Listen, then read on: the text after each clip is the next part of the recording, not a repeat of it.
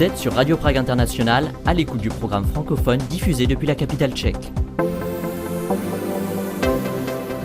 Et vous avez évidemment bien raison, Dobriden. Bonjour à toutes et à tous. Émission spéciale aujourd'hui avec un entretien exclusif réalisé avec l'écrivain Boualem Sansal à Paris. Mais on commence tout de suite avec un point sur l'actualité. C'est en compagnie de Guillaume Narguet. Les informations. Bonjour à toutes et à tous. Ce vendredi était le grand jour pour un peu plus de 96 000 élèves en République tchèque avec la tenue dans tout le pays des examens d'admission dans les lycées proposant un cursus de 4 ans. Une épreuve de tchèque et une autre de mathématiques qui sont identiques pour tous à l'échelle nationale les attendaient à cette occasion. Ces examens concernent les élèves scolarisés en 9e année de l'école élémentaire, soit l'équivalent de la 3e au collège en France. Une seconde journée d'examen se tiendra également lundi prochain. L'intérêt pour ce type de lycée étant supérieur au nombre de places proposées par les établissements dans beaucoup d'endroits du pays et notamment dans les grandes villes. Ces examens d'entrée font l'objet d'une préparation préalable importante. Leur perspective est aussi généralement source de stress pour un grand nombre de candidats et plus encore bien souvent pour leurs parents. Le chômage en République tchèque a légèrement baissé en mars pour atteindre un taux de 5% contre 5,2% en février. Il s'agit néanmoins d'une hausse de 7 dixièmes de point en glissement annuel et de son niveau le plus élevé pour cette période de l'année depuis 2017 et ce, selon les chiffres publiés ce vendredi par le Bureau du Travail. Un peu plus de 372 000 personnes étaient sans emploi à la fin du mois de mars, tandis que le nombre d'emplois vacants s'élevait à un peu plus de 91 000, essentiellement dans les domaines de l'industrie manufacturière, les activités administratives et de services, le bâtiment, les transports ou encore dans les services d'hébergement et de restauration. Le président italien Sergio Mattarella effectue une visite de 2 jours en République tchèque, c'est jeudi et vendredi. L'Italie et la République tchèque partagent non seulement une histoire très riche, mais aussi les mêmes valeurs. Nous avons des points de vue similaires sur de nombreuses questions qui influencent aujourd'hui l'évolution de l'Europe et du monde, a déclaré son homologue tchèque Petr Pavel après leur rencontre au château de Prague. Pour le chef de l'État italien, il s'agit là de la première visite bilatérale en République tchèque depuis le début de son premier mandat. À cette occasion, en 2015, à cette occasion, Petr Pavel a rappelé que l'Italie était le 7e partenaire commercial de la République tchèque. En cavale depuis 9 mois pour échapper à son incarcération, Marla Svenja Liebig, figure néo-nazie allemande qui avait changé de genre, a été arrêtée en République tchèque, ont fait savoir jeudi les autorités judiciaires allemandes. La police tchèque a procédé à son arrestation dans les environs de Aš, petite ville de la région de Karlovy Vary, en Bohême de l'Ouest, frontalière avec l'Allemagne, et ce sur la base d'un mandat d'arrêt européen. Interrogée par l'agence de presse Tchétéka, la police a précisé que Marla Svenja Liebig avait été appréhendée par des inspecteurs de la brigade des enquêtes ciblées surnommées les chasseurs de tête. Marla Svenja Liebig avait initialement été condamnée sous son nom d'homme, Sven Liebig, mais avait officiellement changé de genre afin, selon les médias, d'être incarcérée dans une prison pour femmes, défrayant ainsi la chronique. Elle avait été condamnée à 1 an et demi de prison pour incitation à la haine, diffamation et outrage. On termine avec un mot de météo après un vendredi très nuageux. C'est un temps de nouveau plus ensoleillé qui régnera sur pratiquement tout le territoire ce samedi, jour de la fête des Isabella. Les températures varieront entre 11 et 14 degrés, tandis qu'à Prague, le soleil se lèvera à 6h15 et se couchera à 19h47. Radio Prague International, le programme francophone. L'écrivain algérien Boualem Sansal compte depuis longtemps parmi les voix les plus marquantes, mais aussi les plus controversées de la littérature francophone. Dans ses livres, comme dans ses prises de position, ses prises de parole publiques, il critique régulièrement le régime algérien, l'islamisme ainsi que les tabous politiques du monde contemporain. Arrêté en novembre 2024 à Alger, Il a fait face à des accusations très graves, notamment en lien avec ses prises de position sur des questions géopolitiques et sur la question du Sahara occidental. Son cas a suscité une forte réaction internationale et est devenu un symbole des pressions exercées sur la liberté d'expression en Algérie.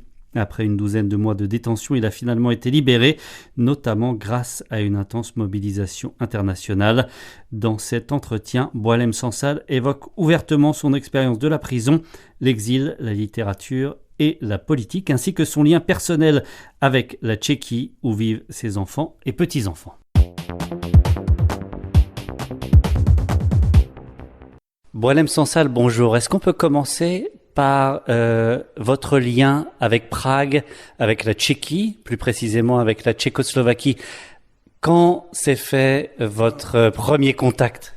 C'est un très très très vieux lien, hein. Donc on est dans les années, je crois 70, hein. Donc ça fait presque 50 ans.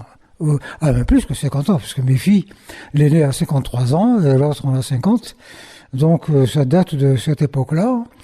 J'avais été à Prague dans le cadre, alors à l'époque c'était la Tchécoslovaquie, pays communiste, l'Algérie, pays socialiste, il y avait des accords comme ça entre pays, comme on disait, frères et camarades et tout ça. Et donc dans ce cadre-là, il y avait des échanges d'étudiants, des étudiants tchèques venaient passer, l'été.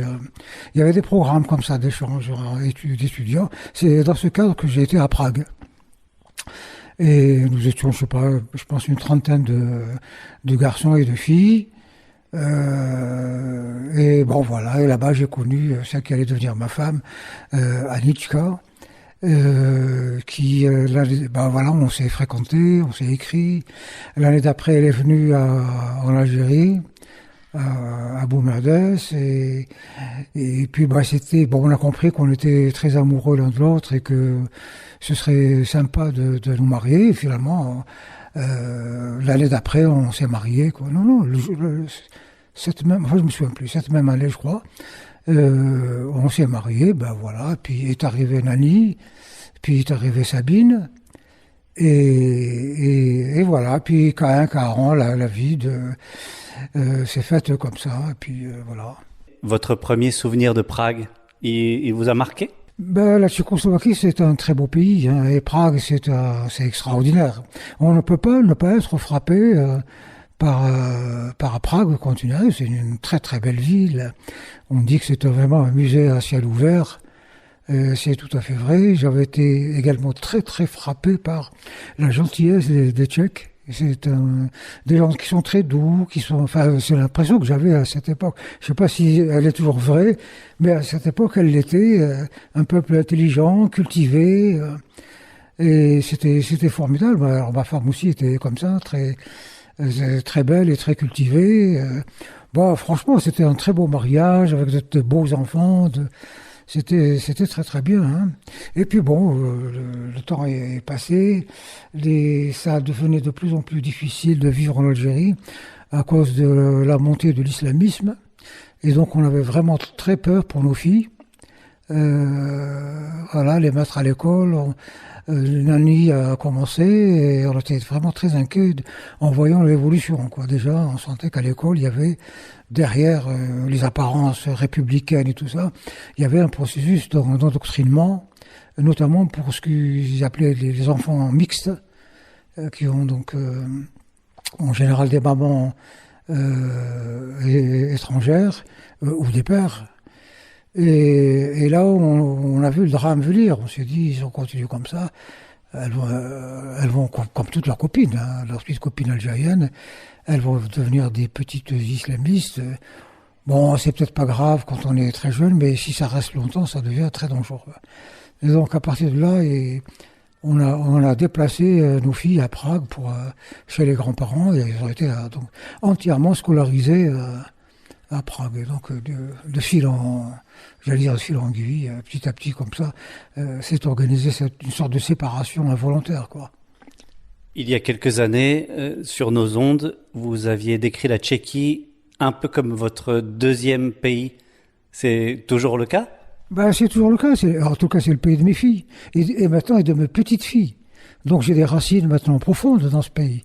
Il y a déjà évidemment mon ex-femme, on est toujours en très bon terme, on s'est pas fâché, on a divorcé pour des raisons pratiques. Parce qu'à un moment donné, je crois que peut-être elle avait besoin de retrouver son nom pour des démarches administratives. Hein. Et moi-même, bon, évidemment, j'avais connu ma deuxième épouse et que c'était une situation un peu délicate. Mais j'ai des racines dans ce pays. Même maintenant, c'est des racines concrètes. Hein. Mes filles vivent là-bas. Elles ont été scolarisées là-bas, elles vivent là-bas. Mes petites filles vivent là-bas. Et donc... maintenant que je suis plus en Algérie, du coup, j'envisage des choses plus rapprochées. J'aimerais bien maintenant que mes petites filles soient essayer de les faire naturaliser françaises. Je crois que je peux faire ça très rapidement. Je connais suffisamment les décideurs pour que ça puisse se faire rapidement. J'aimerais bien comme ça, elles auraient trois. Je n'ai plus la nationalité algérienne, déjà on me l'a enlevé. Mais enfin, bon, elles auraient au moins la nationalité du papa. Peut-être que moi aussi je demanderais, mais quoique à mon âge et tout ça, c'est pas sérieux, mais j'aurais pu demander la nationalité tchèque. Mluvíte trochu česky? Un tout petit peu. Il reste... oui, je parlais tchèque, mais pas vraiment. Quoi. Je baragouinais avec les filles, avec mes enfants, hein, baragouinais. Bon, le temps a passé, j'ai tout oublié. Mais je parlais, ça va, je me débrouillais. Je comprenais en tous les cas. Vos filles ont été actives dans votre soutien. Elles nous ont d'ailleurs donné une interview pour faire parler de votre cas, notamment à Prague. La Tchéquie s'est impliquée. Vous savez dans quelle mesure cela a joué un rôle dans votre libération ? C'est très difficile de savoir. Ce qu'il y a, c'est que ce qui est certain, c'est que le gouvernement algérien a reçu des pressions de partout. Évidemment, la France parce que je suis français, mais aussi de l'Allemagne parce que j'ai un statut particulier. Je suis citoyen d'honneur de ce pays. Mais ça venait de partout, de Belgique, d'Italie, d'Espagne, de la Tchéquie, du pape, etc. Ça venait de partout. Donc c'est difficile de savoir qui a fait l'essentiel. Officiellement, j'ai été gracié à la demande, ça c'est la version officielle, gracié à la demande du président allemand. C'est même pas du gouvernement allemand, c'est le président allemand. Mais on sait bien que la France a beaucoup fait de manière au départ très violente. C'était vraiment une exigence, on tapait sur la table. Et puis ils ont compris qu'avec le gouvernement algérien, c'est une dictature terrible. On peut pas leur parler comme ça, quoi. Il faut y aller plus... Et donc voilà. Mais ça a pris beaucoup de temps quand même. Hein. Votre libération remonte au 12 novembre dernier. Cette grâce, ça ne vous convient pas, ça ne vous satisfait pas? Moi, j'ai refusé. Quand l'été 2025, j'apprends parce qu'en prison, on a une télévision. Dans toutes les cellules, il y a une prison. Mais c'est une télévision interne, hein, donc on ne sait pas ce qui se passe dans le monde. Hein. C'est juste les informations officielles. Et là, donc, comme tout le monde, que le président allemand avait écrit au président algérien pour lui demander un geste d'humanité. Bon, je sais ce que c'est-à-dire une grâce. Et là, j'ai dit à tout le monde, d'abord en prison, et j'ai écrit au président algérien pour lui dire, je ne veux pas de grâce. Je suis pas un criminel. Maintenant, voilà, on discute. Non. Moi, je veux une libération pure et simple. Et si vous pouvez pas faire une libération pure et simple, on refait le procès. Mais avec des observateurs internationaux, et avec de vrais juges, et en présence de mes avocats qui n'ont jamais eu le visa pour venir me voir. Donc j'ai été comme ça, je pouvais pas me défendre, parce qu'en plus je ne parle pas l'arabe, je ne connais pas les mécanismes judiciaires en Algérie, donc j'étais... Et donc j'ai écrit au président, je lui ai dit, je veux pas, mais évidemment, ils s'en fichent de ce que je dis, de ce que j'écris. Mais je l'ai fait savoir avec ma femme, je lui ai dit, tu diras à Macron, tu appelles Macron, tu appelles Jean-Noël Barrot, tout le monde, le comité, tu leur dis, mon mari ne veut pas de grâce. Bon, ils ont décidé que je savais même pas. Donc en novembre, on vient me chercher dans la cellule et on m'amène dans un fourgon. Où ça? À l'aéroport. C'est la nuit, là-bas, l'avion du président allemand. Moi, je suis mis dedans. 2 heures après, j'étais à Berlin. Voilà. Et donc, je pouvais rien faire. Et dès que je suis arrivé ici, j'ai dit, je vais retourner à Alger. Je retourne, je me repose un peu parce que je suis malade et fatigué et très malade. Mais dès que ça va mieux, dans 15-20 jours, je retourne à Alger. Et s'ils veulent m'arrêter, ils vont m'arrêter. Sinon, je vais moi-même aller à la justice, sans écrire à Tebboune, je vais aller carrément à la justice. Je demande, je prends, évidemment si mes avocats viennent, c'est très bien, c'est demander une révision du procès. Mais bon, ça s'est pas fait. Maintenant, ils m'ont enlevé le passeport, donc je peux pas. Et je crois même qu'ils m'ont enlevé la nationalité, donc je suis un étranger maintenant en Algérie. Donc je sais pas quoi faire là-bas, mais je sais quoi faire à l'international. On est en train de faire un dossier et je vais attaquer pas l'Algérie, le président, parce que tout vient de lui. Et on le sait parce qu'il s'est exprimé. Une semaine après mon arrestation, il s'est exprimé. Voilà. Et donc, ça disait, il n'avait pas le droit de le faire avant la justice. Et il dit, oui, c'est un machin dangereux, etc., etc. C'est contre le président Tebboune que vous voulez intenter une action? Oui, parce que c'est clair, il a fait des déclarations officielles à la télévision. Donc, quand dans ces pays, le président dit « cet homme est un criminel et la justice l'applique. Donc, c'est comme s'il avait donné un ordre écrit à la justice. Parce qu'il faut dire qu'un an avant, vous avez été traité réellement comme un criminel, avec des expériences traumatisantes, puis incarcéré. Ah oui, évidemment, j'étais traité j'étais accusé d'espionnage, de terrorisme, d'atteinte à la sûreté de l'État, d'atteinte à l'image de l'Algérie, d'atteinte au moral de l'armée, ainsi de suite. En fait, un truc comme ça. C'est-à-dire, c'était la peine de mort ou la perpétuité. Voilà, donc j'étais quasiment, j'allais être condamné à mort, quoi. Et puis, bon, finalement, il y a eu la pression... scandale international. Du coup, ils ont compris que c'est pas possible d'aller jusque-là. Dans quelle mesure vous avez été surpris par cet environnement, la prison de Koléa, qui est déjà tristement célèbre? Elle a à peine une dizaine d'années d'existence. Construite par les Chinois, cette prison de Koléa, en 2015. Ça, je sais qu'elle a été construite par un monde, donc je savais pas qu'elle était aussi récente. Vous êtes mieux informés. Moi, j'ai passé une année là-bas et je sais pas. Ah d'abord c'est une prison très très dure à la chinoise. Hein. C'est très compliqué. C'était vraiment des prisons très très très dures. Alors en plus moi j'étais parce que comme dans toutes les prisons, en fait il y a 2 prisons. Il y a les prisons pour les droits communs, c'est des gens, enfin des trucs, des bagarres, des trucs, des meurtres, et puis il y a les quartiers de très haute sécurité où là c'est vraiment très. Et donc moi j'étais dans un quartier de très très haute sécurité. Alors divisé en 18A et 18B, c'est ça? Il y a le 18A, le 18B, c'est parce qu'ils ne mettent pas tous les prisonniers en même temps, parce qu'en plus c'est des prisonniers dangereux. C'est des islamistes, c'est des terroristes, Bon, il y a des innocents comme moi parmi eux, mais c'est quand même... Donc ils ne mettent pas tout... donc il y a 2 18A, 18B, chacun fait peut-être, on va dire, 50 personnes, quoi. 50 personnes ici. Donc moi j'étais au début dans le 18B, puis ensuite, après l'hôpital, j'ai été mis dans le 18A. Qu'est-ce qui frappe en arrivant là-dedans? C'est la prison, c'est terrible. La prison, le premier jour, c'est terrible. On arrive, on vous met à nu, enfin bref, c'est très humiliant.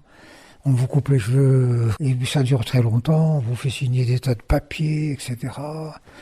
Et puis ensuite, on vous amène dans votre quartier, là, dans une cellule qui fait 6 mètres carrés, et on est deux. Oula, c'est très dur. Hein.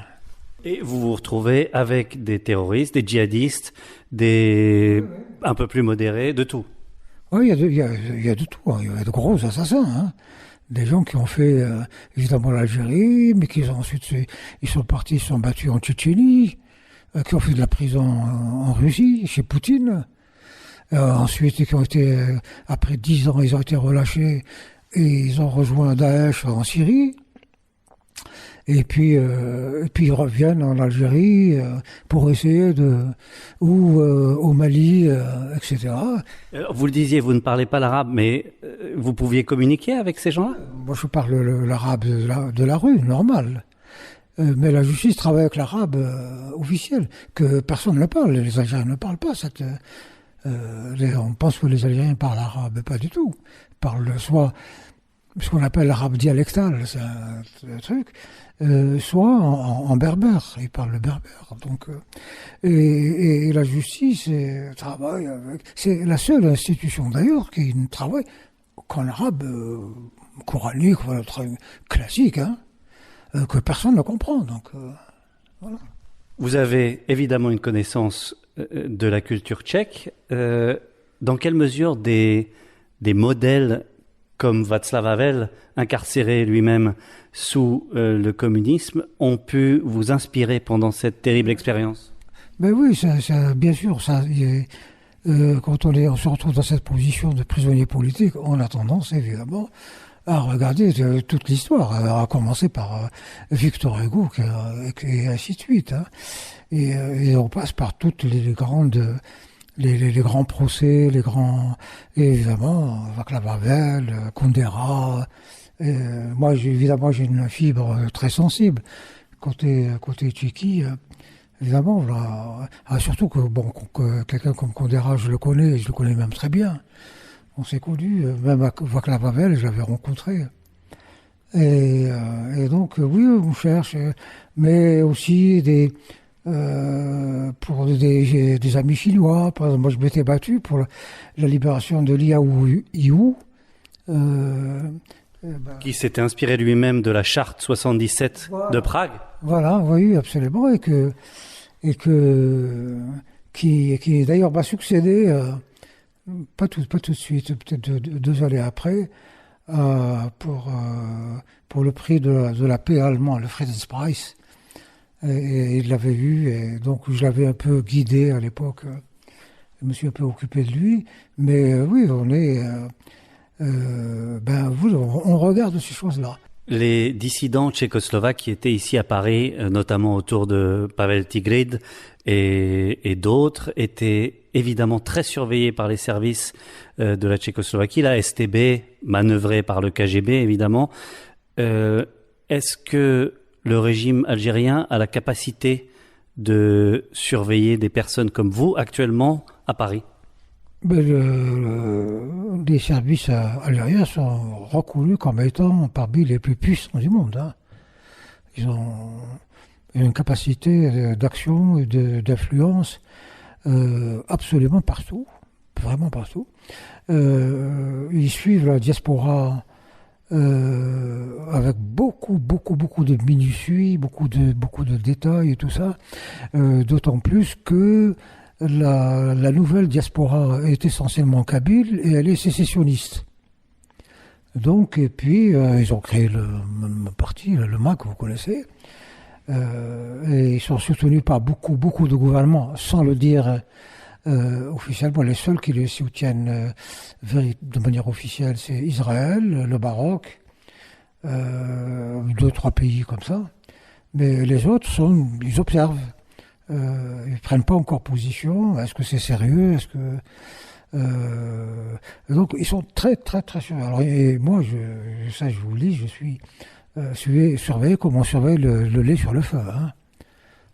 Chacune de mes paroles dans la minute, elle est chez l'ambassadeur, elle est fiche Alger. Maintenant, ils sont un peu coincés. Ils m'ont enlevé la nationalité. Qu'est-ce qu'il peut faire maintenant? Et physiquement? Physiquement, qu'est-ce qu'il peut faire? Un attentat, évidemment, toujours possible. Hein. Suivi, c'est possible? C'est quasi certain. C'est quasi certain. C'est quasi certain que vous êtes suivi. Oh là là, c'est quasi certain. L'année passée, un journaliste des Aides, il a été kidnappé pendant 3 jours, qui était déjà condamné à mort par un journaliste qui a fui en France, qui a le statut de réfugié politique et qui a créé un journal sur Internet qui attaque beaucoup le gouvernement, et le gouvernement fait tout pour le faire taire. Ils font pression sur les Français pour le faire taire, pour l'expulser, il est condamné à mort, et l'Algérie a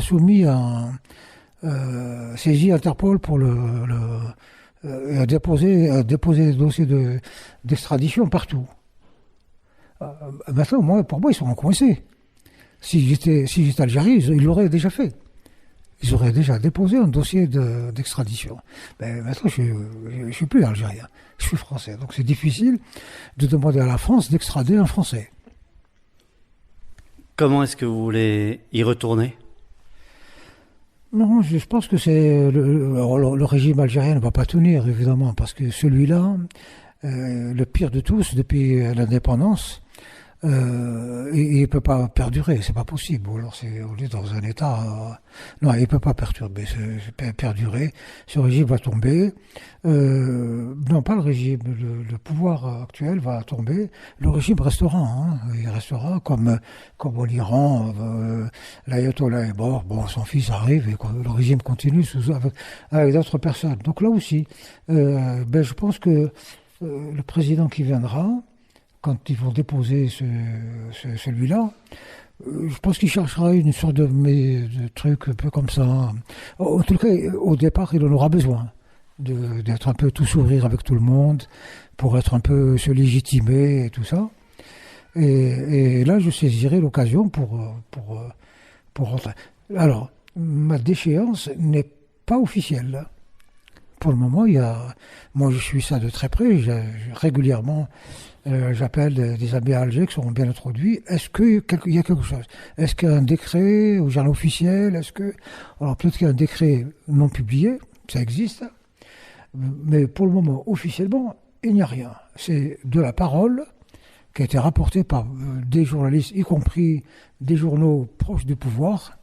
Donc on va voir. Pour le moment, c'est pas la priorité. La priorité, c'est cette phase-là. Le livre, j'ai un dossier mondial. Je vais capter l'attention partout. Et là, on va à la justice. Partout, même à Prague, Boualem Sansal, et ce sera ma dernière question, puisque vous allez au Salon du Livre, dans une ville que vous connaissez bien. Quel endroit avez-vous le plus envie de revoir, peut-être de manière nostalgique? Je sais pas.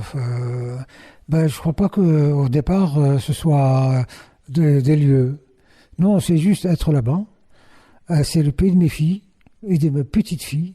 C'est déjà simplement le fait d'atterrir à Prague, ça va être une émotion considérable. J'ai pas vu Prague, la Tchéquie, même la Tchécoslovaquie, depuis très très très très longtemps. Donc là, ça va être un retour très très très très touchant, très très sensible. Ensuite, maintenant, je suis installé, je vais avoir beaucoup de temps et donc je raterai plus l'occasion de voir mes filles. On était très longtemps séparés, etc. Maintenant, ça va être, j'irai aussi souvent que possible. Merci beaucoup, Boualem Sansal. Merci à vous. Et pour l'intégralité de cet entretien exclusif réalisé avec Boualem Sansal, c'est sur notre site français.radio.cz. Sinon, on se retrouve demain, même heure, même fréquence. Ahoy, Nasli Cheno.